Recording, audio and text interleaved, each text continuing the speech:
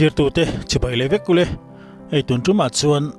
J.Lalrosanga video hit tak mai pakhat kan clear masanga adut lia choni jan lama bongkon lama akon sat kha kan clearin kan en haudona ei mihring te hi kan du zonga chuan tu te mai po hi alo a chil thei khop maya ei mizo mai che tam tak lepon korea mi pa an du ngoi ang deuh hian le mizo mi pa then khat te poina sap mel thatak tak ang chi te vai mel thatak tak ang chi te an star burang deuh hian an mizo puite zinga nge po mani mizo puite laka lo luang liam em mai po an lo om ti a chiang khop maya ei J.Lalrosanga tun lai kan sei photo thin angin tun lai a boruak alien le maya chuta chuan a fence pakhat phei chuan hei trap zai in J.Lalrosanga bula om kha a in ti theilu tuka lom lu tuka a mit tuet la zai mai ni tiang khop chuan ama a ni a J.Lalrosanga boruakin ama kha a fan chuak ni ania he tiang thili mi zawa chuan a tam lo khopin rin oma poni sela namdang chen khatina namdang kan wangai san bur kan wangai san deuh bur ang deuh khan ei J.Lalrosanga zuna a uaina hle ni na hriata eng poni se he hi aza pui om lowa a hlu zawk ani a ro pui zawk ani ka tia ke ma chuan he tiang thil hi mi zo zinga a thleng zen pon ka hrilowa a le lam zawng chuan henu la po hi a lom pui om baka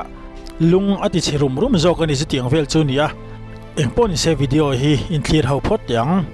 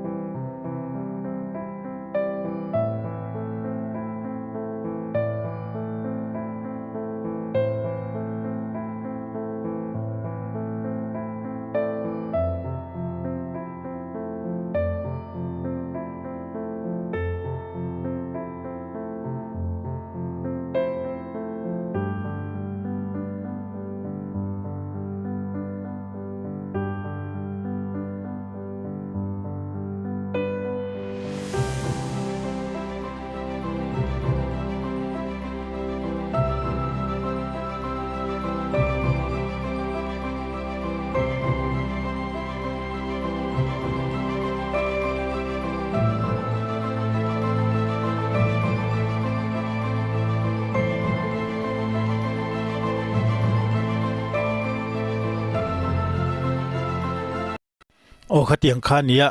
J.Lalrosanga tampo alom om du veu na rin oma tin offense nu tan po hian alom om le zola ni ti chu kha a om dana tang po kha na hriata poni sila hei tun tuma chuan ni zan lama bongkon lama a konsat na kha clear ho vele lok taila